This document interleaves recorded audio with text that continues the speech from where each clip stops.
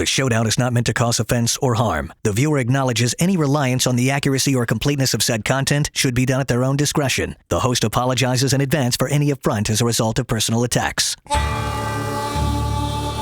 The Showdown is back. Hannah Kaiser is back. Great to have you back on the show. Thank you. By the way, we had you on top 10, though. We're going to talk about that. Oh, yeah, we'll get to that. But, there's a new running path at first base. We haven't talked a lot about this. Kind of eliminates that 1880s lane where by the book you actually had to, like if you hit the ball, then you had to like run to the right if you wanted to be legal and be in that little lane going up the first base line. So this is good, right, that they've widened it. Now you can run straight to first? It's great that they've widened it. Why do we need it? At all. I've been watching your show, BK, and you guys talked about the Tyler Wade, Tyler Lamont, or Taylor.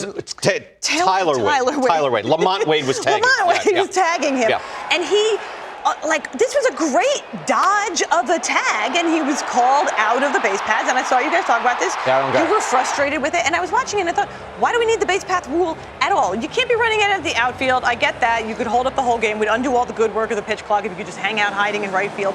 But you can run wherever you want. The shortest distance is still going to be a straight line, so you're incentivized to get to the bag quickly. But why can't you dodge that? Well, what that is for the little dribbler up front. The catcher gets the ball, and you could then, passive-aggressive run on the grass, and, I didn't know you were going to hit me in the back with the ball. You have to that's what this is eliminating, that you have to go to the right. But had you going so far ridiculously to the right, it made no sense. No, I think they should you should be let the guy run on the grass. Run in the grass. And block your throw. Run in the path of the throw. Every time we get into a rundown now, I think, this is fun and interesting, but it's essentially dead time just leading to an out. Rundowns would be better if you thought, you know what, he might evade this tag. He might swing down by the pitcher's mound and go all the way back. By the way, you seem to like 1880s baseball. Yeah, because back then, all bets were off. You could run anywhere you want, and also like early times, if you hit the guy with the baseball, he was out. That's another thing. Okay, we add that one back to account for the running in the path. Running in the path, and if you drill the guy in the back. Exactly, yeah. Deal. I'm good on that. I have no argument with that. All right, you and I both did top 10 right now. We did. Center fielders. That was your exclusive province this time. You had Mike Trout where? I had him fifth. I had him fourth. Now again, this was a big shift for all of us. Yes. Trout's been number one for so long, and the Shredders had him number one 10 of 11 years. The 1 year was an Andrew McCutchen year, which McCutchen legitimately won. McCutchen at his peak actually beat Trout 1 year. Other than that, Trout. Did we though massively disrespect Trout? He had 2 home runs last night. I'm He's worried. Off to a great start. Did we disrespect Mike Trout? When I put together my list, I thought I could put Buxton over him even. No. And now this is my mea culpa. I want to get in early on this because this was in the offseason. And Mike Trout already 3 home runs. He had 2 last night, one of which went 473 feet. And I was watching that and I thought, you know what? We might have forgotten how good Mike Trout is. I think we said this on the show. We didn't forget, but he's playing, half seasons all the time. He's playing 119 games at best, and it's 82 games, and he's just missing too much time. If we know he's going to play a full season, it's completely different. Do you think if he plays a full season, if I had guaranteed, if he plays a full season, he's won. That's what I was going to ask. If I could guarantee Mike Trout plays 150 games. 150. One. You know what they did? I was in Angels camp this year, and what Ron Washington was having him do was play games. Mm-hmm. Like he's like, no, you're going to play, and he was playing routinely into the 7th inning. He was getting on the bus playing road games. They wanted him in game shape. And it might work. Just crazy enough old school. Al would love this. Crazy enough old school to work. And look, we had to drop him. At a certain point, you have to drop him. Again, I had Michael Harris as my wild card. Otherwise, I really couldn't think that Harris would be better than Mike Trout. But Julio Rodriguez is up there at number 2. There's players who are outperforming him.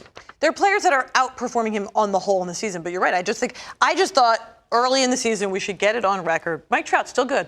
Yeah. Who do we have number 1? I'm already blanking out. Who is number 1? Aaron Judge. Okay. Oh, well, maybe you'd have him 2 then. Yeah. No, would you do Trout or Judge 1 if you knew that Trout was going to play the whole season? Wow, that's tough. Judge. I go Judge. Judge is way ahead of everybody. Yeah. But that's close. All right, that's another topic. Where would you go? If I knew that Trout was going to play the whole season and I didn't have the same guarantee for Judge, because I worry about Judge's health as well. So I think if I had the guarantee for both, they're both going to play 150, maybe Judge. But if I knew Mike Trout's going to play the whole season and I'm still worried about Judge's health, you go Trout. I go Trout. All right, I'd go Judge, unless he's hurt, obviously. All right, here's a move I didn't get in the offseason. I just want to beat him up because he blew a save last night. But I never got Craig Kimbrel to the Orioles, right? It's not their thing. They have a low payroll. They have young players. They bring him in. It's a one-year deal, $13 million. He was their highest salaried guy before the Corbin Burns trade.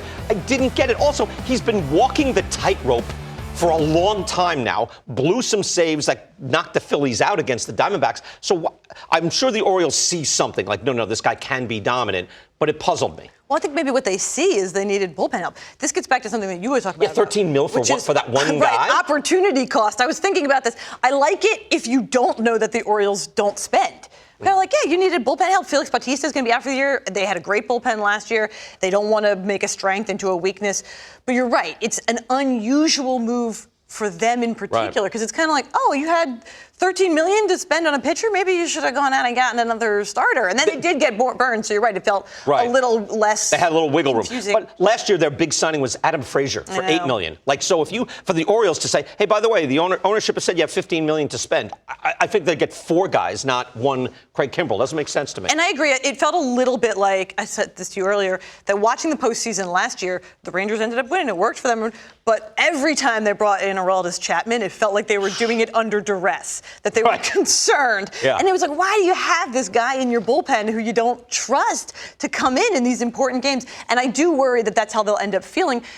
These Orioles, they're great. They're probably going to go back to the postseason. Do we end up back in a situation where they have this guy where your in the whole bullpen? Season is relying on that? Yeah, and you're like, do we want to bring him in? It's almost where we're thinking real world and they're thinking sabermetric. You know, like they're saying, no, look at the numbers. Look at the swing and miss rate. This guy's elite. And we're like, yeah, but when you're watching him in games, he's on this. It's like failure is so close. Right. Like, when the game is on the line, when your season is on the line, are you really going to bring in Craig Kimbrel? I don't know. Excellent. All right, we'll get back. I like the top 10 revisits already. Yeah.